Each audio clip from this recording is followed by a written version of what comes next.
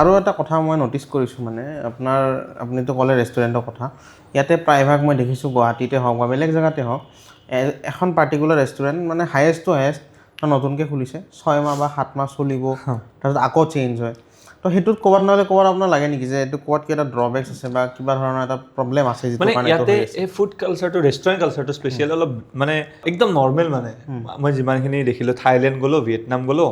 লগতে আমাৰ ইণ্ডিয়াৰ বেলেগ বেলেগ জেগাত গ'লোঁ বেংগলোৰ চেংগলোৰতো বেলেগ বা স্পেচিয়েলি বাহিৰত দেখিছোঁ মানে খানাৰ কোৱালিটিটোৰ ওপৰত বা কিবা এটা ইউনিক কৰিব চেষ্টা কৰে ধৰি লওক ক'ৰবাত যদি এটা কফি ভাল পায় সেইটো সিহঁতে কফিটোকে মানে প্ৰমোট কৰে যে আমাৰ কফিটো বেষ্ট মানুহে মাইণ্ডছেটত এইটো বস্তু থাকে যে তাত গৈ পেলাই কফিটো হ'ব লাগিব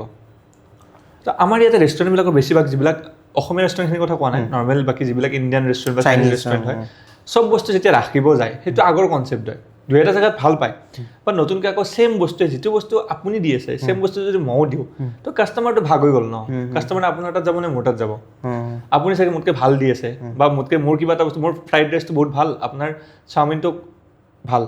তো মানুহো কনফিউজ হৈ যায় তো কিবা যদি এটা বস্তুৰ ওপৰতে যেনে ধৰি লওক আজিকালি নতুনকৈ ওলাইছে যে বিৰিয়ানী আউটলেট ম'ম' আউটলেট আপুনি যদি চাই সেনেকুৱা আউটলেটবিলাকে বেছি প্ৰফিট কৰি আছে আজি দাৰ্জিলিং ম'ম' হৈ গ'ল কিবা তাৰপিছত আপোনাৰ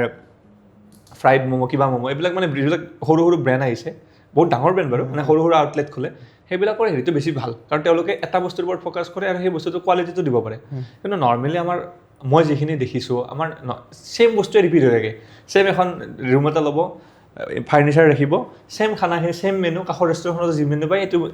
মানে ৰেষ্টুৰেণ্টতো ছেম মেনু তো মানুহ এইবিলাক ব'ৰ হৈ যায় ন মানুহে খাই এটা বস্তুৱে মানে মই এটা বস্তু ন'টিছ কৰিছোঁ মানে মেইনলি অসমীয়া বিজনেছেছবিলাকত ধৰক আজি আপোনাৰ এটা ছাকচেছফুল বিজনেছ এটা আছে মোৰ যদি অলপ পইচা আছে মই আপোনাৰ সেই বিজনেছ কপি কৰি আপোনাৰ ওচৰতে নতুন বস্তু ট্ৰাই কৰিব নিবিচাৰে মানে ইউনিকনেছ বা ধৰণৰ এটা বেলেগ টাইপৰ বস্তু ট্ৰাই কৰিব নিবিচাৰে মইতো এজ এ মোৰ হেৰি হিচাপত অভিজ্ঞতা হিচাপত এইটো কথাই কওঁ যদি কোনোবাই ফুডৰ ওপৰত বিজনেছ কৰিম বুলি ভাবি আছে 1 মাহৰ এটা ব্ৰেক লৈ পেলাই বাহিৰত চাই আহক বহুত বস্তু শিকিব পাৰিব কেনেকৈ কি বিজনেছ কৰি আছে বাহিৰৰ দেশবিলাকত বা আমাৰ অসমৰ বা বাহিৰত বহুত আইডিয়া পায় এটা বস্তুৰ ওপৰত ফ'কাছ কৰক আৰু সেই বস্তুটোৰ ওপৰত এনেকুৱা লেভেলৰ কোৱালিটি দিব লাগে যে মানুহে যাবই মানে খাবৰ কাৰণে যে অ'কে এই বস্তুটো মই এইটো খাম মই ম'ম' খাম মই ম'ম' খালে তাতে যাম বেলেগত ম'ম' নাপায় আৰু ভাল মানে সেই লেভেলৰ কোৱালিটি যেনে ফেঞ্চি বজাৰৰ এটা চিজ ম'ম' আছে নৰ্মেল দোকান বাট কিমান বিক্ৰী কৰে এটা বস্তুৰ ওপৰতে ফ'কাছ কৰে তো মই ভাবোঁ আজিকালি এটা বস্তু পাৰ্টিকুলাৰ বস্তুৰ ওপৰত চলিলে বেছি মানে প্ৰফিটেবল হয় আৰু